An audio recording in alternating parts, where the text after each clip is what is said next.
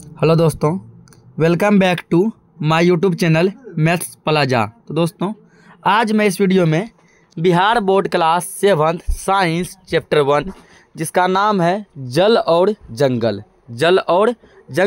तो आज मैं इस चैप्टर के संपूर्ण पाठ का क्वेश्चन आंसर कराने वाला हूं। तो आइए देखते हैं।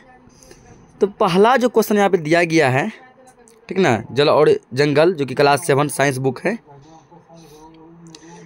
ये सत्य असत्य दिया है, निम्नलिखित कथन सत्य है या फिर असत्य है, ठीक ना। तो वर्षा जल का चरम स्रोत है, ये क्या है, सत्य है कि असत्य है?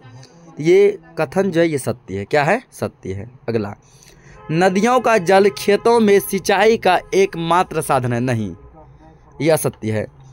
खेतों में केवल हम लोग नदी के जल से ही सिंचाई नहीं करते हैं, उसके अलावा भी बहुत सारी चीज़ों से सिंचाई हम लोग कर सकते हैं, ये बात गलत है।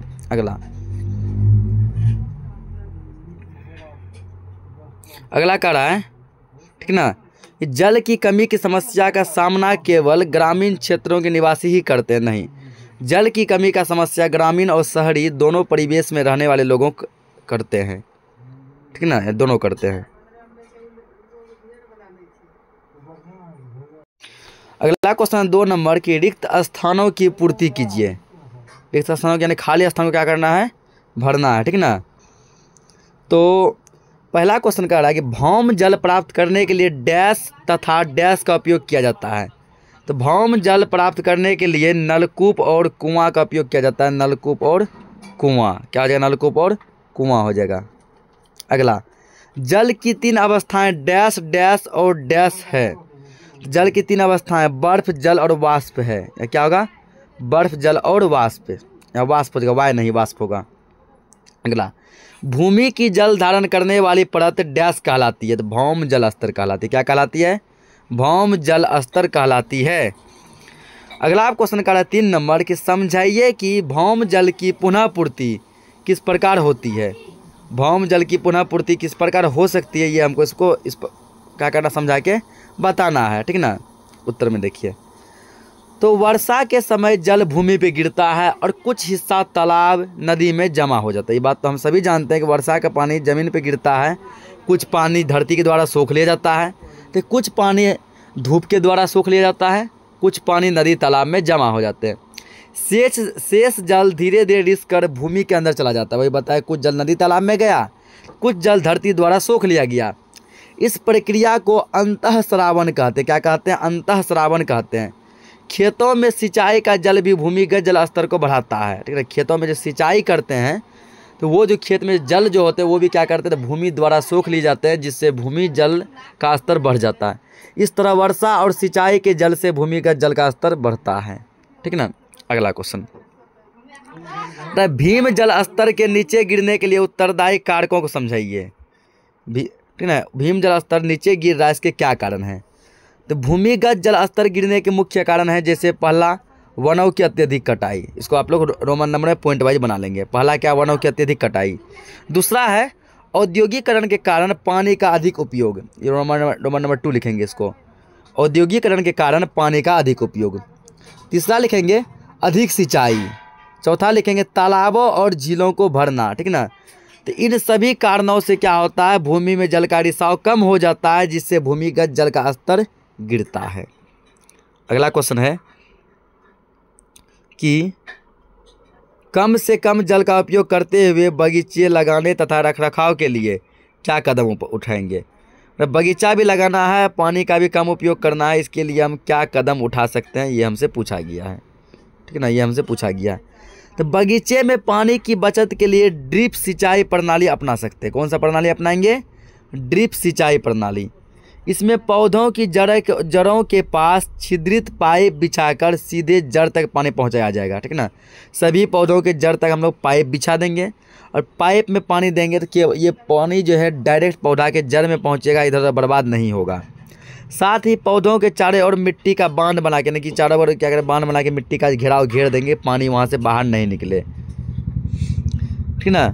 पानी के बहाव को रोका जा सकता है बांध बना के, ठीक। अगला क्वेश्चन कह रहा है, ऐसे 7 उत्पादों के नाम बताएं जो हमें वन से प्राप्त होते हैं, ठीक ना। तो वन से हमें इमारती लकड़ी, फल, ऑक्सीजन, गोंद, लाह, शहद, भीमजल, विभिन्न प्रकार के जंतु, ये सभी कुछ हमको कहाँ से प्राप्त होते हैं? तो ये सभी कुछ हमको वन से यानी कि जंगल से प्राप्त होते हैं। अगला क्वेश्चन कह रहा है तो वनों में कुछ भी व्यर्थ नहीं होता, क्यों? ठीक है ना, वन का या जंगल का कुछ भी चीज़ बर्बाद नहीं होता, क्यों? इसको समझाइए। वनों में कुछ भी चीज़ व्यर्थ नहीं होता, कैसे? इसको बताना है। ठीक है ना, कैसे नहीं होता है देखिए। और वनों में कुछ भी व्यर्थ नहीं होता क्योंकि वहाँ कोई चीज़ भी बेकार नहीं जाती।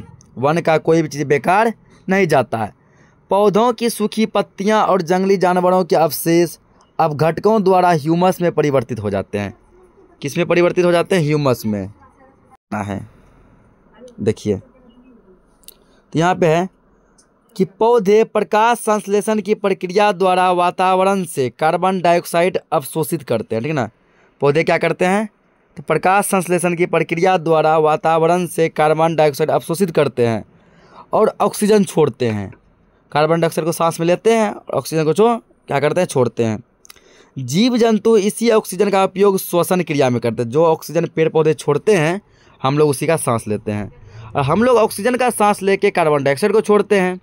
इस प्रकार वनों में पौधों और जीवों के बीच एक दूसरे का संबंध क्या होता है? वो ऑक्सीजन और कार्बन डाइऑक्साइड का स्तर को संतुलन बनाए रखता है।